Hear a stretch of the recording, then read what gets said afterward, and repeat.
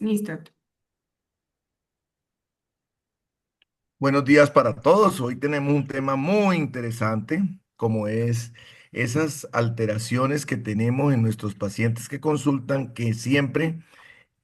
manifiestan un lagrimeo crónico y debemos descartar siempre una obstrucción de la vía lagrimal. Entonces, la doctora Paula Cabrera, nuestra residente de primer año, nos va a deleitar con este tema tan interesante que son las alteraciones de la vía lagrimal, donde uno de los abordajes que podemos tener es el endoscópico o el directo. Bienvenida, Paula. Bueno, muchísimas gracias, doctor. Así es. Entonces, el día de hoy vamos a hablar acerca de las alteraciones principalmente obstructivas de la vía lagrimal y el abordaje directo y endoscópico de estas. Entonces, para comenzar, es importante que nos remontemos un poco para la comprensión de, digamos que del panorama general de lo que ocurre en la formación de la vía lagrimal pues a la embriología. Entonces, recordemos que la glándula lagrimal se va a desarrollar a partir de varios brotes ectodérmicos que son sólidos y que se van a ubicar en la órbita anterior superolateral y que a su vez esos bordes se van a ramificar y se canalizan dando origen a unos conductos y alvéolos inicialmente y las glándulas lagrimales hasta ese momento pues son pequeñas y no tienen un funcionamiento digamos que completo, sino hasta más o menos alrededor de las 6 semanas luego del nacimiento. Y esa es la razón por la que, como muchos habremos visto en la práctica, los recién nacidos no tienen una producción activa de lágrimas pues cuando lloran. Y en cuanto al sistema de drenaje, más o menos a finales de la quinta semana de gestación se va a formar una estructura que se denomina el surco nasolagrimal, eh, que es como una hendidura que se encuentra entre las prominencias nasal y maxilar. Y en el fondo de ese surco se va a desarrollar lo que conocemos posteriormente como el conducto nasolagrimal, que se va a dar fundamentalmente a partir del engrosamiento lineal del ectodermo. Luego de esto, entonces, se da la formación de un cordón sólido que lo que va a hacer es encargarse de separar la vía lagrimal del ectodermo adyacente y ya posteriormente se fusiona o se hunde en el mesenquio. Entonces, ese cordón del que acabé de hablar es lo que posteriormente sufre el proceso de canalización, genera una luz en su interior y forma el conducto nasolagrimal y el saco lagrimal en el extremo craneano superior. El sistema canalicular, que es la otra parte del sistema de drenaje, eh, se forma como una rama del saco lagrimal. Hacia la parte caudal, el conducto se extiende intranasalmente y va a salir por debajo del meato inferior. Y ese tejido central de ese cordón sufre un proceso que es supremamente importante para que exista viabilidad o permeabilidad del sistema lagrimal, y es que ese cordón al final de la embriogénesis debe pasar por un proceso de apoptosis, que es lo que precisamente abre como esa luz o forma el lumen por donde pues va a funcionar todo el sistema de drenaje de la lágrima. Y esa canalización del conducto nasolagrimal generalmente se va a completar en el momento del nacimiento. Entonces, hablando acerca de las relaciones anatómicas generales que guarda la vía lagrimal, debemos recordar que se encuentra ubicada a nivel de la fosa de la glándula lagrimal, que es una estructura que mide más o menos entre 20 por 12 por 5 milímetros y que está sostenida a través de cuatro ligamentos. Entonces, en la parte superior vamos a encontrar la fosa lagrimal del hueso frontal. En la parte inferomedial vamos a encontrar la relación con el músculo elevador del párpado superior. A nivel inferolateral nos encontramos al músculo recto lateral. En la parte anterior se delimita con el septum orbitario y en la parte posterior va a limitar con la grasa orbital. La anatomía, digamos que la podemos dividir en dos en función de su, a lo que se dedican. Entonces, vamos a tener un sistema que es el sistema secretor y un sistema que tiene que llevar a cabo las funciones de drenaje. Entonces, dentro de las estructuras de ese sistema secretor vamos a encontrar la glándula lagrimal y las glándulas accesorias que tenemos, que es la de Krauss y la de Wolfring, que son las que se encargan básicamente de la producción de las lágrimas. Y por otro lado, en el sistema de drenaje vamos a encontrar entonces las estructuras que conducen esas lágrimas hacia la cavidad nasal, que son los puntos lagrimales, los canalículos o conductillos lagrimales. Los puntos lagrimales vamos a ver que hay uno superior y otro inferior, los canalículos y los conductillos o conductillos lagrimales, el saco lagrimal y finalmente el conducto nasolagrimal. Entonces, como les decía, la glándula lagrimal principal la vamos a encontrar ubicada en la fosa de la glándula, que es una depresión que no es muy profunda y se encuentra dentro de la porción orbitaria del hueso frontal, es decir, hacia el techo de la órbita, y que se ubica específicamente por detrás del proceso cigomático del hueso frontal, como lo vemos aquí en esta imagen que ustedes ven ahí señalado en verde. La glándula se separa de la órbita a través de tejido que principalmente es tejido fibroadiposo y se va a dividir en dos partes, en un lóbulo orbitario que obedece pues a su ubicación y a otro que es el lóbulo palpebral que se ubica por el cuerno lateral de la aponeurosis del elevador del párpado superior. Entonces aquí tenemos una representación esquemática donde podemos apreciar el lóbulo orbitario de la glándula lagrimal, que ustedes van a ver ahí denominado como L sub O, y el lóbulo palpebral de la glándula lagrimal, que ven ahí señalado con las siglas LP, y que a su vez van a estar separados por el cuerno lateral de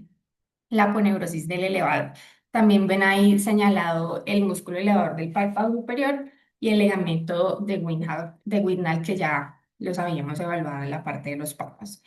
Y aquí tenemos una imagen en donde vemos la eversión del párpado superior y se puede ver el lóbulo palpebral allá en el fornix de la conjuntiva superolateral. También puede en ocasiones existir un istmo que es de tejido glandular que separa o que está entre el lóbulo palpebral y el lóbulo orbitario. Y ese lóbulo orbitario suele ser más grande que el lóbulo palpebral. Entonces, en general tenemos un número variable de conductos excretores que tienen unas paredes que son muy delgadas y que se caracterizan porque van a atravesar desde el lóbulo orbitario hacia el lóbulo palpebral y son importantes tenerlos en cuenta porque por allí discurren estructuras importantes como los vasos sanguíneos, los vasos linfáticos y los nervios.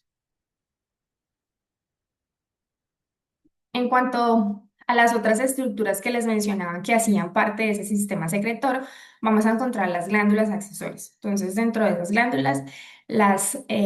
principales son las glándulas de Krauss y de Wolfring, que van a estar ubicadas a nivel del margen proximal del tarso, o también las vamos a poder ver ubicadas en los fórnices.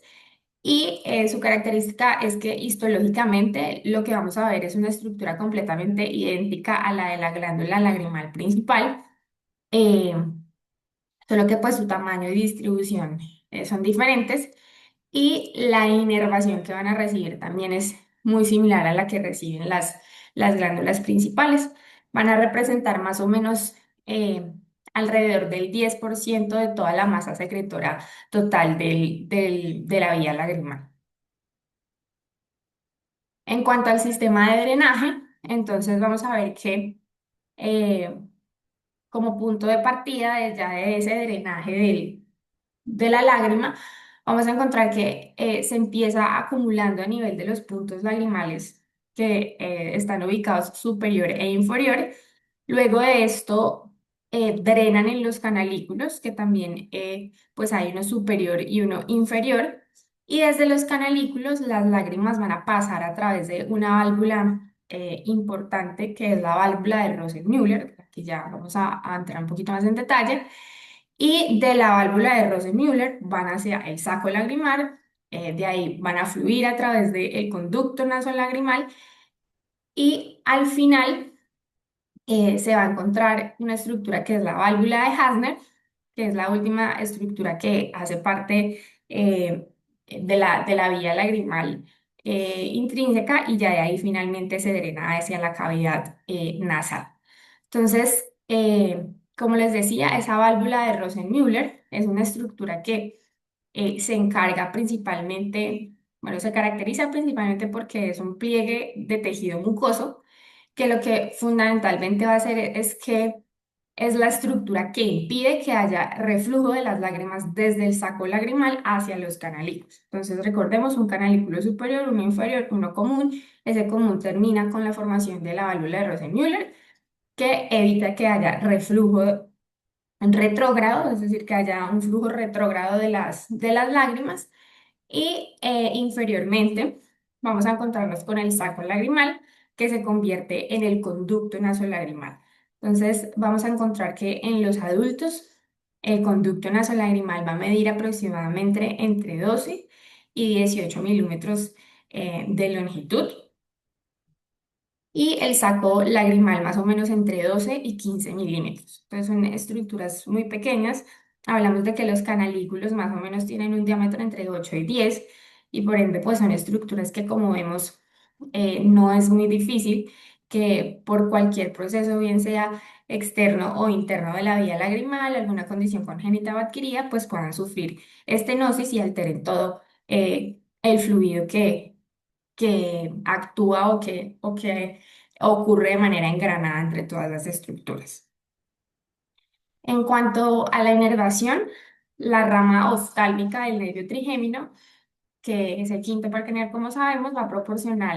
la vía sensorial, que es la aferente dentro de ese arco reflejo de las lágrimas, y la vía deferente ya es un poquito más compleja. En esta, las fibras parasimpáticas que se van a originar a nivel del núcleo salival superior, está ubicado en el puente del tronco encefálico, van a salir del tronco encefálico con el nervio facial y las fibras lagrimales que salen de ese séptimo par craneal eh, junto con el nervio petroso superficial mayor pasan hacia el ganglio esfenopalatino y desde ahí, desde ese punto, eh, se dice o se especula que es la vía de ingreso de esa inervación hacia la glándula lagrimal. Y el ascenso de estas estructuras nerviosas se da a través de la rama superior del nervio cigomático y a través de la creación de unas anastomosis que van entre el nervio cigomático temporal y el nervio lagrimal, pues terminan de dar toda la inervación a esa parte del secretora del aparato lagrimal. Y realmente no está muy claro si esa anastomosis está presente de forma uniforme, pero se sabe que es una de las maneras en las que se lleva a cabo la inervación del aparato lagrimal. Y el papel del sistema nervioso simpático en la lagrimación realmente no está muy bien descrito, no se encuentra mucha información al respecto porque casi todos los escritos de anatomía apuntan a que realmente no está muy bien comprendido aún lo que ocurre con el sistema nervioso simpático a nivel del aparato lagrimal. Otra estructura importante es la fosa del saco lagrimal. Recordemos que el saco lagrimal, como les decía al principio, está ubicado pues en la órbita. Su ubicación específica es anteromedial dentro de la fosa eh, o de la órbita, más bien que es una fosa se caracteriza pues por ser sólida, inexpandible, que está bordeada por una serie importante de crestas o de prominencias óseas y esas crestas son denominadas pues por las estructuras que albergan como crestas lagrimales. Vamos a encontrar dos, una cresta lagrimal anterior y una posterior. En la pared medial de la fosa lagrimal los vamos a encontrar con una estructura muy delgada y muy importante que se llama la lámina papirácea, que básicamente está compuesta por el hueso lagrimal en la parte posterior y por el proceso frontal del maxilar en la parte anterior. La fosa va a medir más o menos 16 milímetros de alto y entre 4 y 9 milímetros de ancho, y unos 2 milímetros más o menos va a tener de profundidad. Suele ser un poco más estrecha en las mujeres que en los hombres y pues de entrada ya esas consideraciones anatómicas diferenciales tienen que pues, empezar a ser tenidas en cuenta en el momento del abordaje quirúrgico. Suele tener una configuración en la que es más ancha en la base, ahí va a confluir con la apertura del canal nasogrimal y en la apófisis frontal del maxilar, justo con una ubicación que va justo anterior a la fosa del saco lagrimal, vamos a encontrarnos un surco que es muy fino y que se denomina la sutura de Nota, que corre paralelamente a la cresta lagrimal anterior y a través de esa estructura van a discurrir o van a pasar pequeñas ramas de la arteria infraorbitaria que se encargan pues de darle justamente la irrigación al hueso y a la mucosa nasal. Entonces, la pared orbitaria medial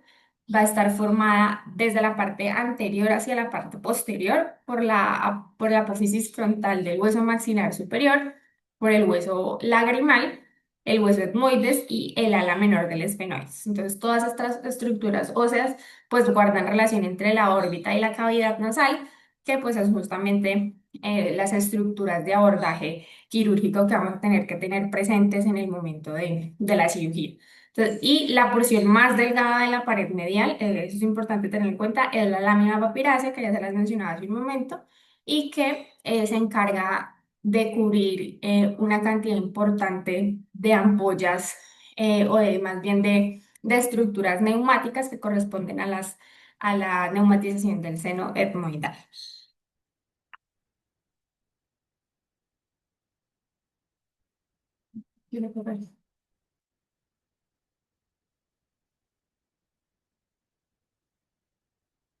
No sé si están, me confirmen por favor si están viendo las diapositivas, es que no me quieren correr. Estamos en la saco lagrimal todavía. No sé si la habías cambiado. Sí, ya la cambié, pero no sé por qué me quiere servir. Si quieres, comparte, deja compartir y vuelve a Ah, compartir. ya, creo que Ahí, ya se arregló. Ahí ya les pasó, ¿cierto? Ya les cambié. Sí, sí, sí, ya cambió. ya pasó. Listo. Entonces, continuando con las relaciones de esa fosa lagrimal, la cresta lagrimal anterior es un punto que va a ser importante o como que es una referencia anatómica importante durante el abordaje externo de la vía lagrimal, porque la rama anterior del tendón cantal medial se inserta de manera superior ahí en esa cresta lagrimal anterior. Entonces, es importante tener en cuenta esa estructura por esa inserción justamente importante que debemos respetar durante el abordaje quirúrgico. Y además vamos a ver que hay una sutura vertical que va a discurrir en la fosa entre las crestas lagrimales anterior y posterior y va a representar la anastomosis del hueso maxilar con el hueso lagrimal. Y hay otra sutura que ya está ubicada un poco más posterior dentro de esa fosa, que si la tenemos, sí, o sea, debemos tenerla en cuenta porque pueden haber algunas fosas lagrimales en donde haya una predominancia de hueso maxilar frente a hueso lagrimal. Entonces, cuando tenemos esas predominancias del hueso maxilar, podemos encontrarnos con hueso pues un poco más duro, más sólido, que pueda llegar a dificultar un poco más la apertura de la osteotomía, como vamos a ver más adelante en el abordaje. Y pues cuando tenemos o cuando observamos que esa sutura está mucho más anterior, vamos a poder presumir que el predominio del hueso es de hueso lagrimal. Y pues esto es importante, como les decía, en el momento del abordaje quirúrgico, en específico de cuando vamos a hacer esa fractura del hueso para hacer la osteotomía.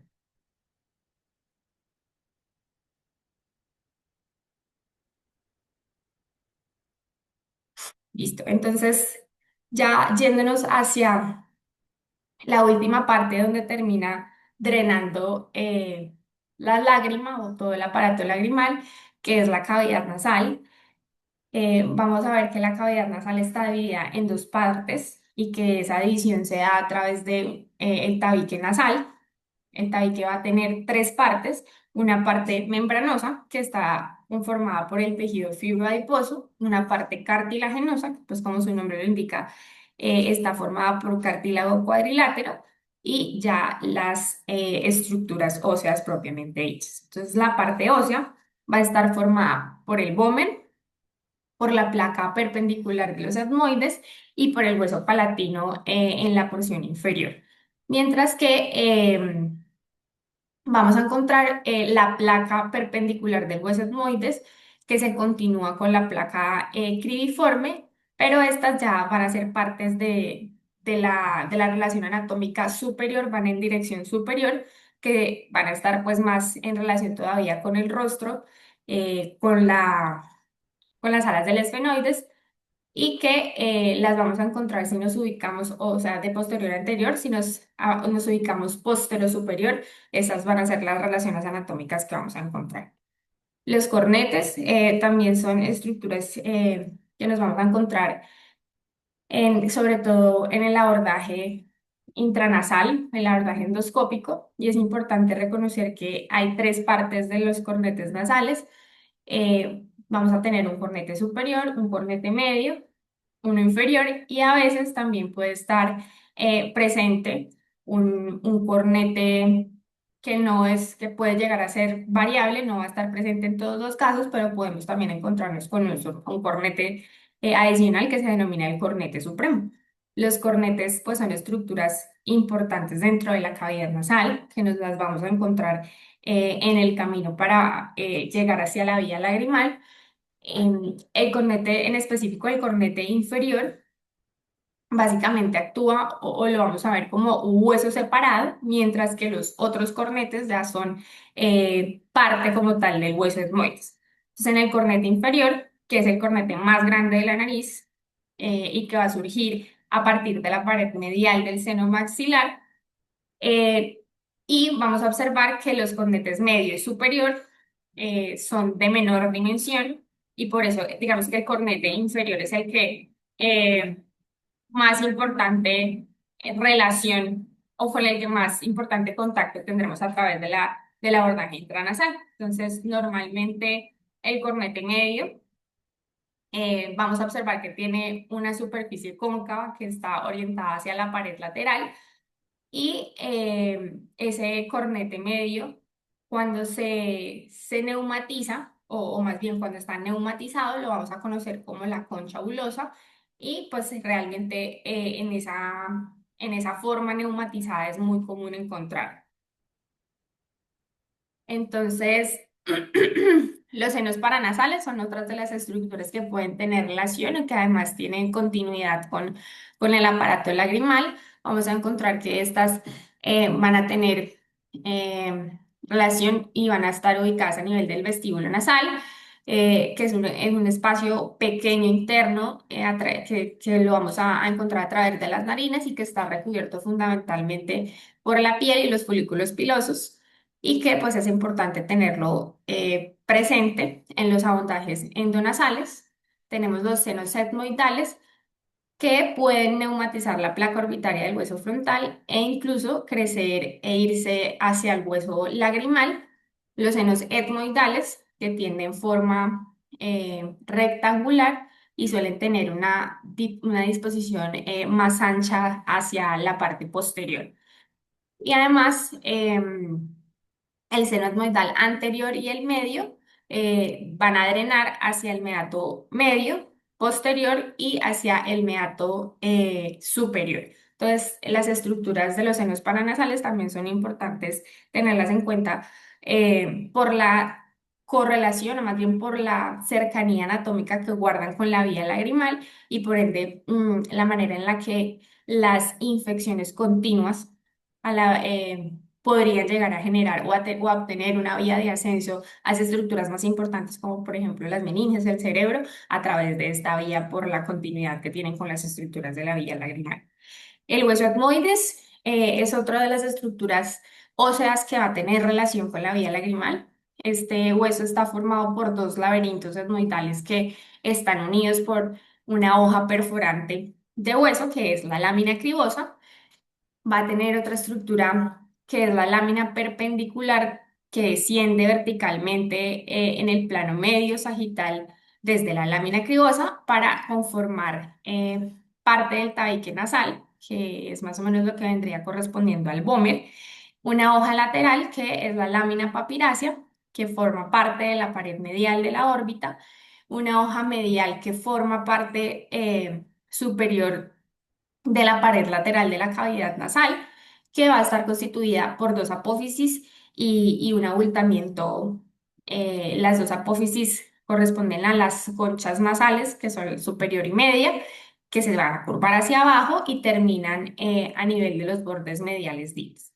Esta fotografía es simplemente una imagen de las estructuras, eh, una imagen desde el punto de vista endoscópico de algunas de las estructuras que son importantes en el abordaje de la vía lagrimal. Entonces vamos a ver aquí a nivel de la estructura que está señalada con la letra A, observamos el cornete medio. En la estructura de la B podemos ver el área mucosa que está cubriendo el hueso lagrimal y que pues es la que removemos cuando vamos a querer generar la conexión entre la vía nasal y la vía lagrimal. Y en la estructura de la C tenemos la porción superior del cornete nasal inferior, que pues también es importante, es una relación anatómica importante a tener en cuenta o que debemos desplazar en el momento de el abordaje quirúrgico endonasal. Y aquí em, vemos entonces desde una vista lateral estas mismas estructuras, encontrándonos en la parte inferior, pues al cornete inferior. Aquí tendremos el saco lagrimal, el conducto nasolagrimal, el cornete medio, que son todas las estructuras que debemos discriminar para poder hacer la comunicación que necesitamos, que es entre la vía lagrimal y la vía nasal. Esta otra fotografía es una imagen endoscópica también que muestra la ubicación a través de donde ustedes ven que van discurriendo estos stents, corresponden hacia su izquierda a la ubicación de la válvula de Hasner, que pues es esa estructura final de la vía lagrimal para su llegada hacia la cavidad nasal. Entonces, fisiológicamente, ¿qué es lo que ocurre durante el proceso de drenaje de la vía lagrimal? Pues, en principio, eh, se encuentra, digamos que en estado relajado, los puntos lagrimales están en contacto o están dispuestos a lo largo del lago lagrimal. Cuando cerramos los párpados, entonces entran todas las funciones mecánicas de la contracción muscular periocular, como lo son la contracción del músculo orbicular. El orbicular pretarsal aprieta y cierra los puntos lagrimales y los canalículos. Posterior a eso, eh, el orbicular preceptar, que va a estar insertado a nivel del saco lagrimal, genera que se abra y se cree una presión negativa que hace que las lágrimas sean atraídas hacia el saco lagrimal, y con la apertura del párpado, pues el músculo orbicular se relaja y el punto lagrimal se abre. Una vez eso ocurre, el saco lagrimal pues se va a colapsar y hace que se impulsen las lágrimas a través del conducto nasolagrimal y pasen hacia la cavidad nasal. Entonces, las alteraciones de la vía lagrimal las podemos distribuir en función a su etiología en dos grupos importantes. Uno que corresponde a las alteraciones congénitas que obedecen a toda esa alteración durante los procesos embriológicos de la formación de la vía lagrimal, y las etiologías adquiridas, que como vamos a ver, pues son múltiples las razones por las que se puede desarrollar a lo largo de la vida una obstrucción de la vía lagrimal. Y en cualquiera de los casos, pues cualquiera de las dos etiologías que produzca alteración a nivel de el drenaje de la lágrima nos va a traer como resultado pues una producción excesiva de lágrimas, o puede surgir un bombeo deficiente de las lágrimas que sea lo que haga que pues la funcionalidad no sea indemne, o que haya un drenaje deficiente de las lágrimas porque haya algún punto de todas estas estructuras de la vía lagrimal que se encuentre obstruido y que impida el paso pues normal de las lágrimas hacia la cavidad nasal. Entonces, cuando hablamos de las anomalías del desarrollo del sistema lagrimal, eh, vamos a encontrarnos que en su mayoría se van a deber a errores durante la génesis del sistema proximal predominantemente. Podemos encontrarnos con alteraciones como la formación de fístulas cutáneo-lagrimales que pues impiden o interrumpen la continuidad normal de la vía lagrimal. Va a haber una fuga pues se van a escapar las lágrimas por una vía errada y que no es la normal. Puede haber alteraciones a nivel de la permeabilidad de cualquiera de los puntos de salida de las lágrimas. Puede haber una permeabilidad incompleta a nivel de los puntos lagrimales, o van a ver a nivel de los canalículos, bien sea el superior, el inferior o el común. Podemos encontrar que exista hipoplasia o aplasia de los canalículos, que embriológicamente estas estructuras que dijimos que nacían a través de las crestas ectodérmicas, pues no se fusionen, no suceda y simplemente de manera congénita o no existan o tengan un tamaño o una forma aberrada que no permita que se dé el drenaje normal. O que otra de las formas, o una de las formas más comunes, que es que esa apoptosis que necesitamos que ocurra de las estructuras que decíamos, de mucosas entre la comunicación de los conductos de la vía lagrimal, pues no sufra la apoptosis y ese conducto nasolagrimal de entrada y desde el nacimiento, pues se encuentre obstruido. Entonces, justamente eso es lo que explica esta diapositiva. Vamos a encontrar que en estos casos observaremos que hay una membrana que bloquea la válvula de Hasner en el extremo nasal o distal del conducto nasolagrimal. Lo que vemos es que la mayoría de las obstrucciones pueden abrir espontáneamente durante los primeros meses de vida. Realmente se ha visto que los niños que nacen con alteraciones de la vía lagrimal, más o menos el 90% pueden mejorar durante el primer año de vida. Clínicamente va a estar evidente en solo del 2 al 6% de los recién nacidos a término y más o menos a las 3 o 4 semanas de edad es donde vamos a poder observar el desarrollo de los síntomas. Porque más o menos, como les decía a ustedes, al final del nacimiento es donde se completa toda esa madurez embriológica del aparato lagrimal y pues la producción franja de las lágrimas, ¿no? Y como les decía, pues más o menos en el 90% de los casos existe una resolución espontánea durante el primer año de vida. Aquí vemos es cómo se da la formación de esa membrana que no hace apoptosis y que termina por generar la obstrucción de la válvula nasal y la salida de las lágrimas hacia la cavidad nasal. Por otro lado, las obstrucciones adquiridas pueden ser múltiples, pueden incluir patologías nasales que van desde la desviación del tabique, la rinitis, la presencia de pólipos intranasales, pólipos a nivel de los cornetes, la hipertrofia propiamente de los cornetes que más por acciones mecánicas sobre el aparato lagrimal, pues lo pueden colapsar y evitar que el drenaje sea normal. Pueden haber traumatismos como las fracturas nasoetmoidales o las fracturas maxilares que también em, alteren toda la anatomía de la vía lagrimal. Dentro de estas causas traumáticas también podemos incluir algunas complicaciones de los procedimientos quirúrgicos, las neoplasias, pues por toda la parte del efecto de masa que ejercen sobre las estructuras tan pequeñitas que hacen parte de la vía lagrimal, como por también la deformidad que pueden generar en situaciones que son pues aledañas al aparato lagrimal. También hay algunos trastornos sistémicos, como por ejemplo la sarcoidosis, sobre todo los procesos inflamatorios crónicos. Se ha visto que algunos medicamentos también pueden guardar relación con alteraciones anatómicas de la vía lagrimal. Dentro de eso se han descrito el timolol, la dorzolamida, la pilocarpina, el 5-fluoracilo, que es medicamento utilizado para las neoplasias, la trifluoridina también. Y pues importante tenerlo en cuenta porque son medicamentos que pueden llegar a tener de cierta forma alguna prevalencia o pueden llegar a ser medicamentos que fácilmente nos encontremos que nuestros pacientes estén utilizando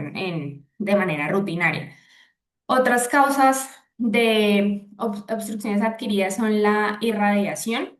y se ha visto que definitivamente dentro de los factores de riesgo, como vamos a ver que también se relacionan con las obstrucciones adquiridas, está la edad por la alteración anatómica que van sufriendo algunos tejidos a lo largo de los años, pues se puede alterar en la disposición normal de algunas estructuras de la vía lagrimal. Entonces, fisiopatológicamente, ¿qué vamos a observar que ocurre? Pues es un ciclo de eventos que inician pues con la obstrucción del conducto. Esto genera que haya un bloqueo del conducto nasolagrimal, bien sea por causas, como vimos, congénitas o adquiridas, que como consecuencia de esto va a llevar a que haya un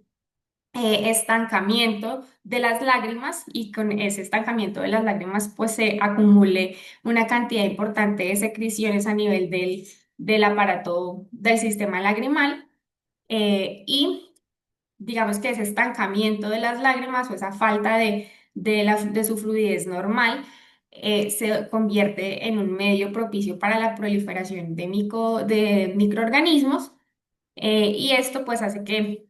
se reproduzcan y lleven a procesos infecciosos que posteriormente pues van a llevar a como consecuencia a procesos inflamatorios del saco lagrimal que va a desencadenar una serie de signos y síntomas clínicos que ya vamos a ir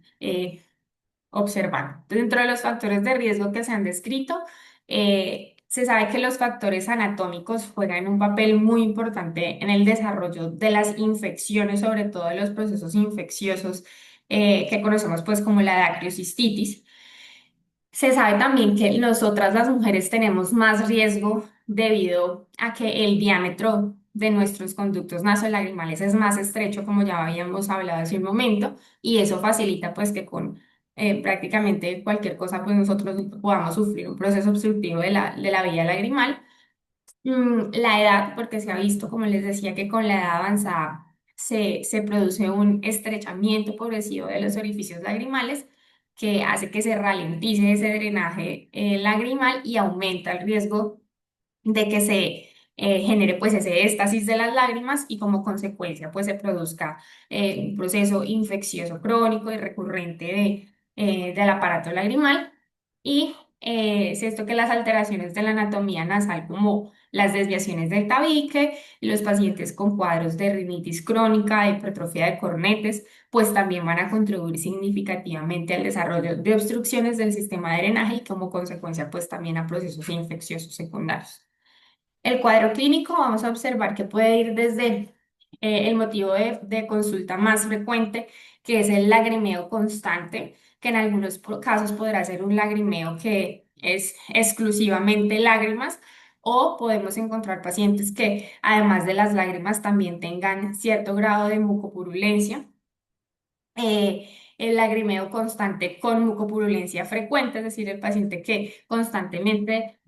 asociaba el lagrimeo tiene salida mucopurulenta, paciente que característicamente llega a la consulta refiriendo que amanece con sus pestañas pegadas, que es un productor constante de secreción mucopurulenta. El lagrimeo que es intermitente y que además se acompaña de mucopurulencia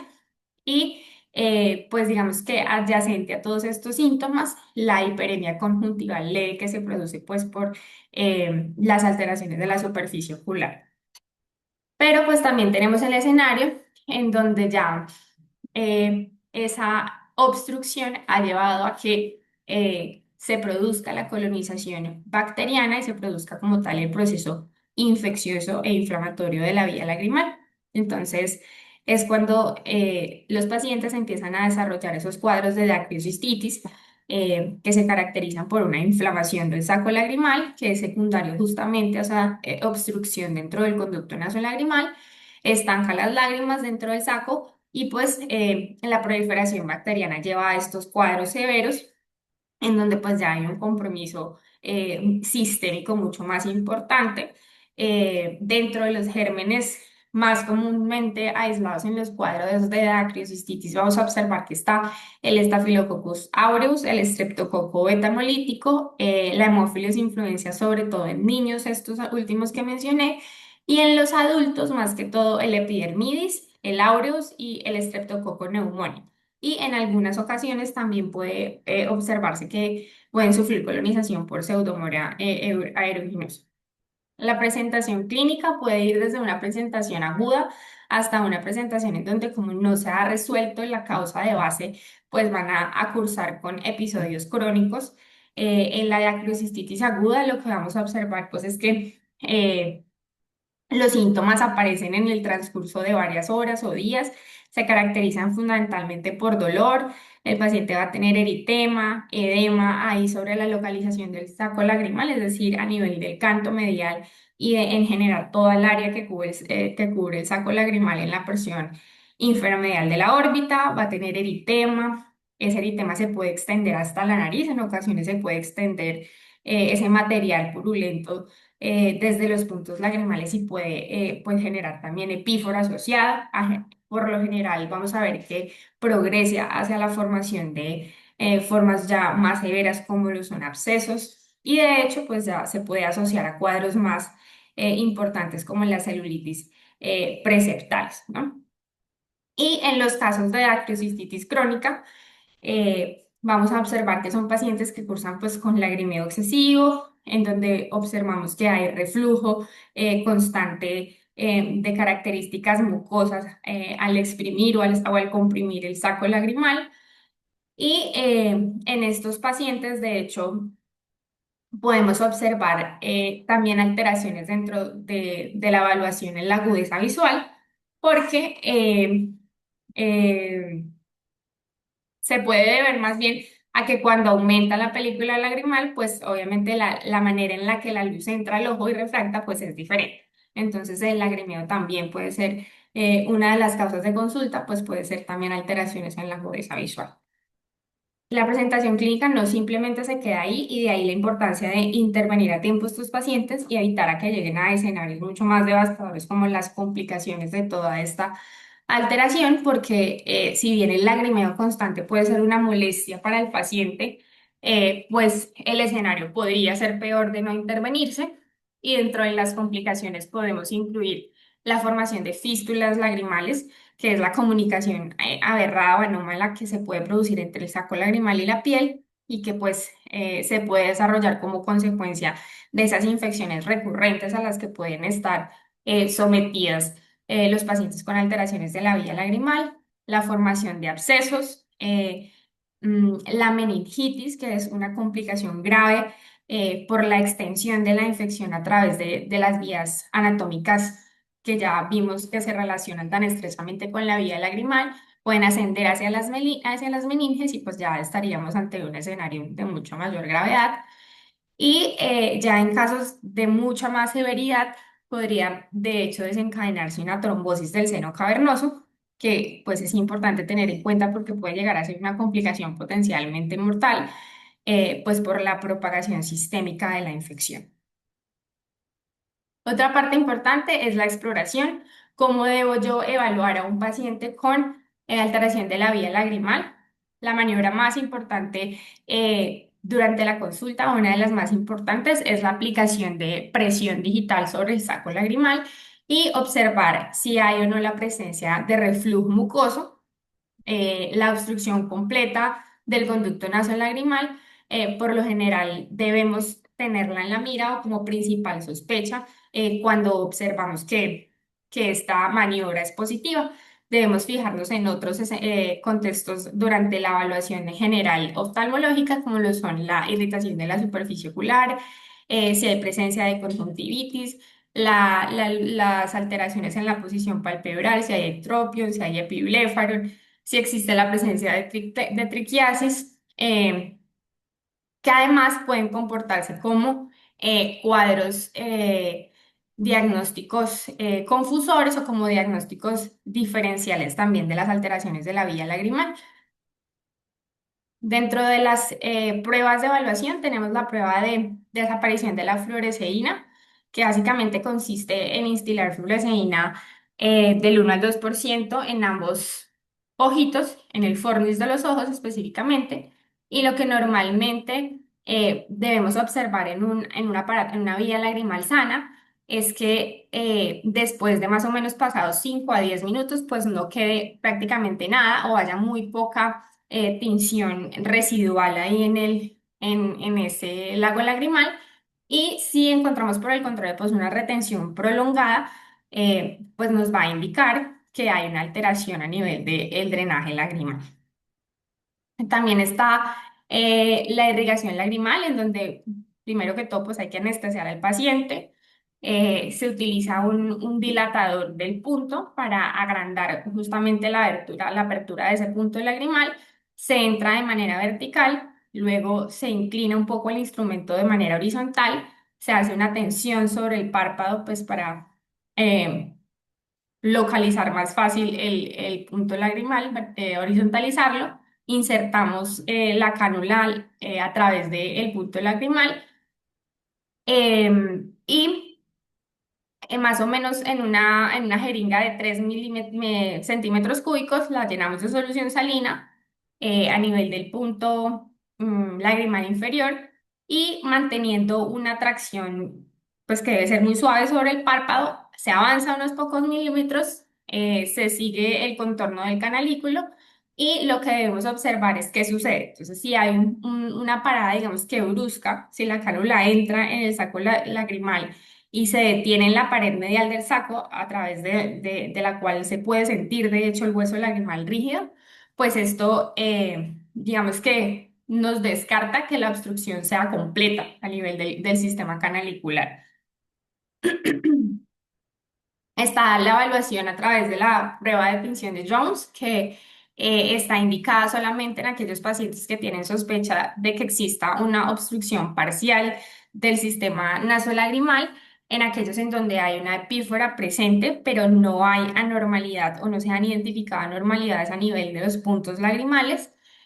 y simplemente es para que ese paciente pues tenga la capacidad de avisarnos o informarnos si hay percepción o no de la solución salina cuando pasa a través de la garganta.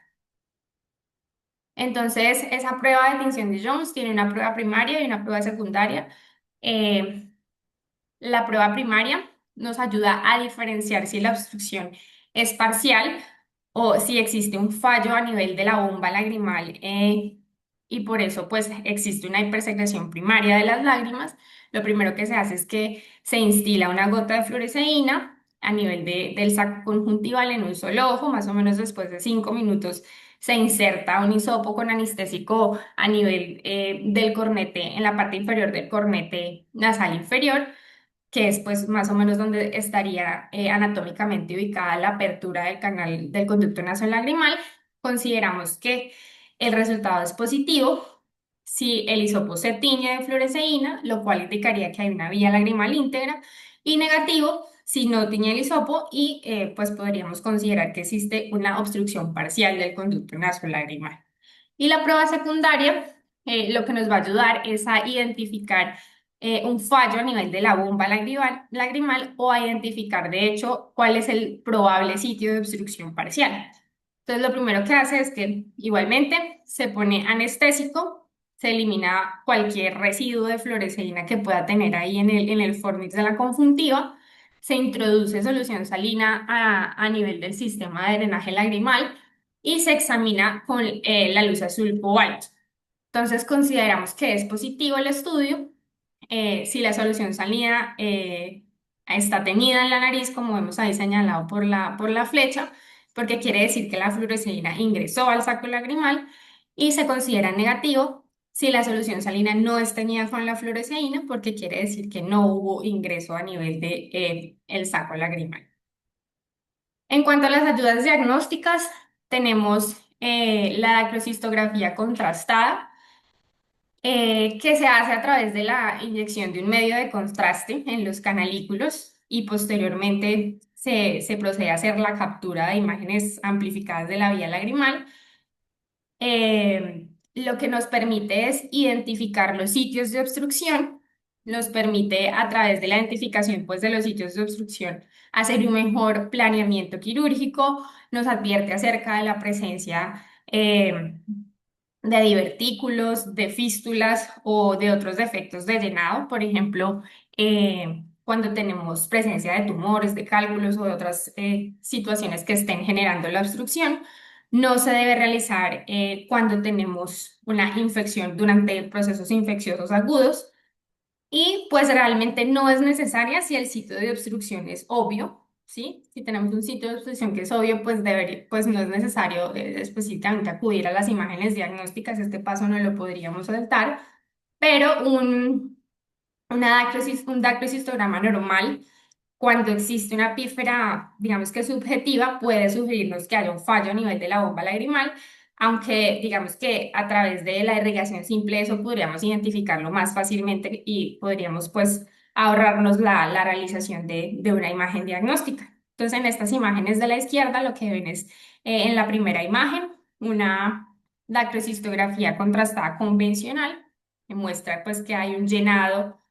normal a ambos lados. En la vemos que el llenado normal está a nivel del lado izquierdo y hay una obstrucción en la unión del saco derecho y el conducto nasolacrimal. Y en esta última de abajo lo que vemos es una dacriocistografía con sustracción digital, que lo que nos muestra son pues hallazgos muy similares a los que hay en la imagen de la B, en donde pues el paso adecuado de las lágrimas a través de todo el aparato lagrimal está indemne en el lado derecho, pero no es así para la vía lagrimal izquierda. Está la gammagrafía lagrimal nuclear o lo que conocemos como dacrocistografía a través de gammagrafía. La gammagrafía lo que busca es evaluar el drenaje de las lágrimas en condiciones, digamos que un poco más fisiológicas que la prueba que vimos anteriormente y lo hace a través de una marcación o sí, marca las lágrimas con una sustancia que es radiactiva y que pues como que le hace seguimiento al progreso de esas lágrimas. Aunque realmente no nos proporciona, como ustedes verán en las imágenes, la misma visualización tan perfecta de la anatomía o no es tan detallada como la que vimos en las imágenes anteriores, nos puede ser útil para identificar la ubicación de bloqueos que son sobre todo parciales, por ejemplo, en aquellos en donde hemos visto durante la evaluación clínica que no hay una entrada significativa de lágrimas a nivel de los canalículos. Nos sirve más que todo para eso, para localizar el sitio fisiológico de donde se está dando la obstrucción y para que digamos que nos confirma hacer un examen mucho más dinámico la obstrucción funcional o a veces para confirmar la presencia de que existe un drenaje normal si tenemos la duda también puede ser útil. Y pues esto nos puede ayudar a orientar ante la necesidad o no de intervenir el paciente quirúrgicamente. Vamos a hablar acerca ahora de los pasos de cada uno de los abordajes, el directo y el endoscópico. El abordaje directo, que es la dacrocistostomía, lo que busca es crear una ventana entre el saco lagrimal y la cavidad nasal. Lo que buscamos también es que se preserve el mecanismo activo del drenaje de la vía lagrimal y nos es útil sobre todo en aquellos casos donde hay obstrucción ósea o donde observamos que son casos refractarios a los otros manejos no invasivos. Lo que vemos es que pues primero hay una exposición de la cresta lagrimal anterior, luego de que se ha abierto el hueso, se ha realizado la osteotomía, pues se expone el saco lagrimal, luego se produce una fenestración de ese saco lagrimal y se coloca un tubo que actúa básicamente como un stent, que posteriormente se fija con una sutura a los colgajos mucosos de la cavidad lagrimal y la nasal. Entonces, el paso a paso, primero se realiza una incisión vertical en la piel, que se realiza más o menos a 10 milímetros mediales del canto interno, siempre buscando evitar la lesión de la vena angular que pasa por ahí. Luego se expone la cresta lagrimal anterior. Vamos a dividir el periósteo desde la espina en la cresta lagrimal anterior hasta el fondo de saco y lo vamos a reflejar hacia adelante y el saco lo que hacemos es como discriminarlo hacia la parte lateral desde la fosa lagrimal. Luego se retira la cresta lagrimal anterior y el hueso de la fosa lagrimal que pues hemos previamente cortado. Incidimos dentro del saco en una forma característica que recomiendan que es en forma de H. Se crean dos colgajos y se realiza una incisión vertical a nivel de la mucosa nasal para crear los colgajos anteriores y los colgajos posteriores. Luego de que hemos creado esos dos colgajos, pues se suturan en la parte posterior los colgajos que hemos dejado en la parte de atrás y luego los colgajos anteriores. Eh, de todas maneras, existen fallas dentro de esta intervención quirúrgica y fundamentalmente las fallas pueden ser atribuidas a estas condiciones que ustedes ven aquí. Uno es que se presente una fibrosis y pues oclusión de la osteotomía, que haya obstrucciones del canalículo común, que se haya realizado una apertura incompleta de la porción inferior del saco lagrimal y esa apertura incompleta de la porción inferior del saco lagrimal va a desencadenar lo que ustedes observan aquí en la imagen de la izquierda, que se conoce como el síndrome del sumidero o el síndrome de Sump, que es que por falta de, de cortar adecuadamente todo o por resecar todo lo que es necesario para que se libere la obstrucción, pues esa liberación se quede corta y se termine acumulando a ese nivel todavía la producción de las lágrimas. Lo otro es que se haya puesto de manera inadecuada o de un tamaño incorrecta el orificio óseo, que haya cicatrización dentro del orificio de los tejidos blandos y del tabique nasal. Y por lo general, cuando estamos ante este síndrome del sumidero o esta complicación de la DCR directa, el tratamiento es básicamente pues remover el hueso que ha quedado residual en la parte inferior, nuevamente entrando pues desde un abordaje externo o en ocasiones de hecho se puede optar en esa segunda ocasión por un abordaje endonasal. En cuanto a la SR endoscópica, pues básicamente este abordaje lo que busca es, al igual que el anterior, pues establecer una comunicación entre la vía lagrimal y la fosa nasal, pero se realiza a través de un abordaje que es endonasal y que como beneficio tiene pues el hecho de no tener que realizar incisiones en la piel. La DCR clásica tiene un abordaje que es externo y la DCR transcanalicular, digamos que puede ser endonasal o combinar los dos métodos. Se ha visto que tienen tasas de éxito muy similares las dos, pero pues de todas maneras el abordaje endoscópico, pues por ser intranasal y estar pues todo realizado a través de la mucosa, pues tiene una curación que es mucho más rápida que la vía abierta. Las renaciones anatómicas importantes a tener en cuenta, vistas desde el punto endoscópico, pues vamos a tener el cornete medio, la apófisis frontal del maxilar superior, el hueso lagrimal, que es el que vamos a buscar fracturar durante la osteotomía, el saco lagrimal, que pues se va a extender por encima del cornete medio, la apertura del canalículo común, que está pues en lo más alto de la pared lateral del saco. Entonces esas son las estructuras anatómicas con las que nos vamos a encontrar en el abordaje y pues importante tenerlas en cuenta. Entonces todo desde el principio debe ser importante. Se debe preparar al paciente, le vamos a poner anestesia local, vamos a preparar al paciente para el procedimiento. Es importante hasta lo que puede llegar a parecer trivial, es importante durante el procedimiento, entonces sentarse del lado correcto al que vamos a intervenir. Y es importante que como se necesita un montaje de equipos, pues todos esos equipos, la luz del endoscopio, la unidad de video, la fuente de luz, los tubos, absolutamente todo lo que vamos a utilizar durante el procedimiento, pues sea comprobado y verificado antes de empezar. El primer paso es la dilatación a través del punto lagrimal superior y el inferior. Vamos a utilizar un instrumento muy importante y que nos sirve como una guía fundamental, que es una fuente de luz, una endoluz, que son esas endoluces que se suelen utilizar en las cirugías de retina. Se inserta esa fuente de luz en el canalículo superior eh, se enciende y a través de la transiluminación pues podemos observar la ubicación de la finalización del conducto nasolagrimal. Se inspecciona al interior de la nariz con la luz del endoscopio, se pone la luz del endoscopio en modo de espera, es decir, lo apagamos para visualizar precisamente esa iluminación del saco lagrimal desde esa endoluz que hemos puesto. Y posterior a esto, vamos a realizar la incisión a nivel de la mucosa, guiados justamente por esa transiluminación. Se realiza una incisión con un crescent, por lo general. Luego de eso, pues debemos generar una elevación de la mucosa para penetrar el hueso lagrimal, que es un hueso que por lo general, como les decía, si es de predominio lagrimal, pues, se caracteriza por ser un hueso delgado. Eh, a veces cuando tenemos el predominio maxilar, pues va a ser necesario un poco más el uso del punch y la ampliación, pues va a ser un poquito más difícil que si es solo el hueso lagrimal.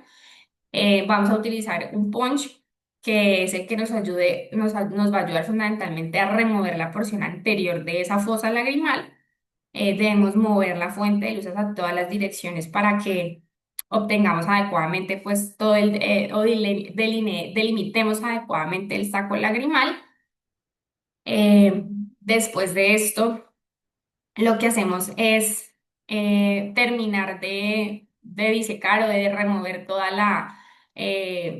la mucosa y los restos óseos que nos han quedado de la disección para desprender pues precisamente la mucosa del saco. En algunos casos, si es el caso, por ejemplo, de lo que hace aquí el doctor, se utiliza la mitomicina C, que básicamente lo que hacemos es impregnar un cotonete y meterlo en la cavidad para limitar pues la cicatrización sobre el ostium y pues impedir que se nos presenten complicaciones secundarias en el procedimiento. Y la fuente de luz pues siempre debe ser nuestra guía fundamental para establecer si ya hemos generado la comunicación o no con el saco lagrimal. Y ya una vez hemos observado que se ha creado esa comunicación entre el saco lagrimal y la cavidad nasal, procedemos a introducir unos stents hacia la nariz. Entonces se ingresan a través del canalículo superior, el punto lagrimal superior y el inferior. Esos stents son recuperados pues en la nariz, los, los jalamos con una pinza y a través de la visión directa endoscópica, pues esos stents se amarran, se fijan y se cortan. Hay quienes deciden fijarlos, otros simplemente los amarran y los cortan un poco. La duración de esos stents dentro de la vía lagrimal en el postoperatorio varía más o menos entre 4 y 8 semanas, algunos meses y medio, otros prefieren dejarlo 2 meses más o menos. Todo con el objetivo, pues, de evitar que se dé una cicatrización inadecuada sobre esa comunicación que se acaba de generar. Entonces, aquí para terminar, les traje este video que recrea un poco más ilustrativamente el paso a paso de la BCR endoscópica. Lo que les decía, se empieza poniendo los dilatadores, la endoluz, que si ustedes ven ahí en la imagen es esas endoluz que utilizan en los procedimientos de retina. Ahí van a instilar pues la anestesia, se infiltra con el anestésico. Luego de eso se hace la transiluminación para identificar. Aquí se mete una mecha con un vasoconstrictor, que por lo general es la adrenalina, lo que se utiliza. Se deja durante unos momentos, unos segundos, se retira. De ahí nos encontramos al cornete nasal inferior, lo separamos, el medio, perdón, lo separamos hacia un lado para hacernos camino hacia donde la luz nos indica que está la mucosa que debemos, en la que debemos incidir. Se hace la incisión de la mucosa nasal.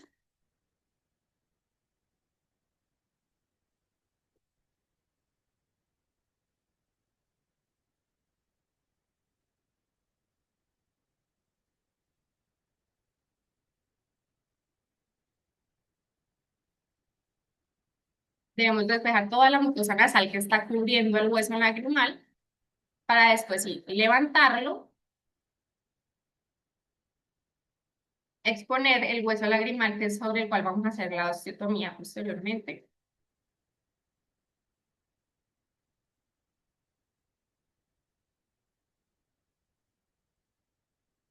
Se quita toda la mucosa que hemos resecado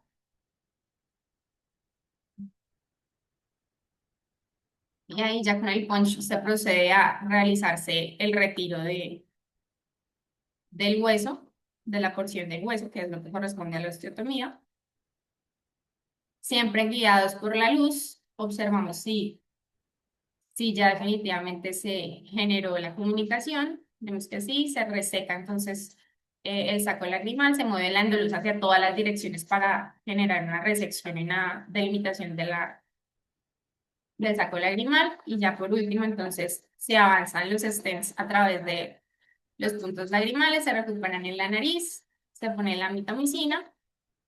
Ya previamente han sido amarrados los stents adentro de la cavidad nasal y ahí finaliza el procedimiento. Entonces, nada, esa era como la revisión un poco eh, general que les traía de todo, desde la presentación clínica, la anatomía hasta el abordaje quirúrgico. No sé si tienen alguna pregunta o el doctor tenga alguna otra intervención.